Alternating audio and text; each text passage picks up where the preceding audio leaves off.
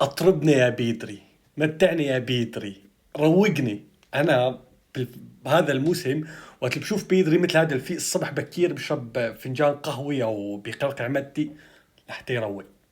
والمدخنين بيدخنوا، انا ما بدخن. تعالوا خليني لكم سر حيزعل جماعة مدريد وحيزعل جماعة برشلونة.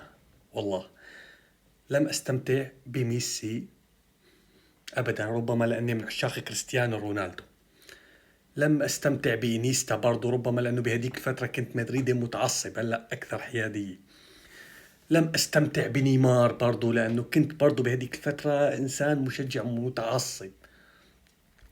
ولكن انا حاليا بستمتع ببيدري بطريقة